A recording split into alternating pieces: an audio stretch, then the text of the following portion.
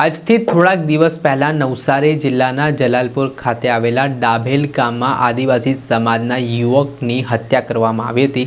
આ કસાઈઓ દ્વારા હત્યા કરાઈ હતી, જેમાં જે દીપક હડપતિ નામના વ્યક્તિ છે તેમણે ગૌ માતાની હત્યા કરવાની મનાઈ કરી હતી અને આને લઈને વિવાદ વકર્યો હતો, જેમાં કસાઈઓ ઉશ્કેરાઈ ગયા અને આ ઘટનાને અંજામ આપ્યો। આ ઘટના બાદ પીડિત પરિવારને મળવા માટે કોંગ્રેસના વાસદાના ધારાસભ્ય અનંત પટેલ પહોંચ્યા હતા। ત્યાં તેમણે પીડિત પરિવારને સાંત્વના પાઠવતા શું કહ્યું, વિગતે વાત કરીએ। વૈષ્ણવજન તો તેને કહીએ જે પીડ પરાઈ જાનાને રે। નમસ્કાર દર્શક મિત્રો, નવજીવન ન્યૂઝમાં આપનું સ્વાગત છે। હું છું ફૈઝાન। આજથી થોડાક દિવસ પહેલાં નવસારી જિલ્લાના જલાલપુર ખાતે આવેલા ડાભેલ ગામમાં એક હત્યાનો બનાવ સામે આવ્યો હતો, જેમાં આદિવાસી સમાજના યુવાન દીપક હડપતિની કસાઈ દ્વારા હત્યા કરી દેવામાં આવી। આ ઘટનામાં એવું કહેવાય રહ્યું છે કે આ ગૌ હત્યારો ત્યાં પહોંચ્યો હતો, ત્યારે દીપક હડપતિએ તેનો વિરોધ કર્યો અને ગૌ માતાને બચાવવા ગયા। તે દરમિયાન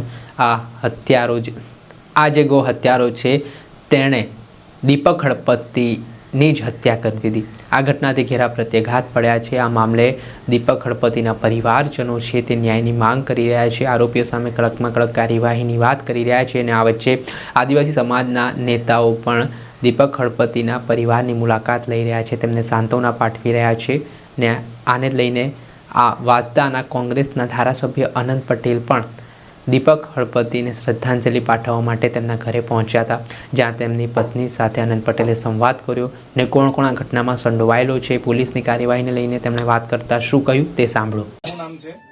એકનું નામ સુગ્રા છે ને એકનું નામ શહેનાજ છે।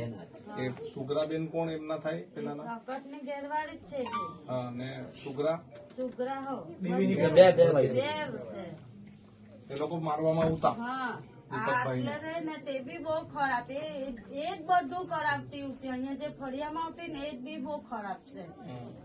તો અત્યારે આ બધું થયું પછી કઈ ધમકીઓ કઈ આપી ગયા તમને? નહીં, કઈ નથી આપી ગયા। તમને કોઈ કઈ કીધું?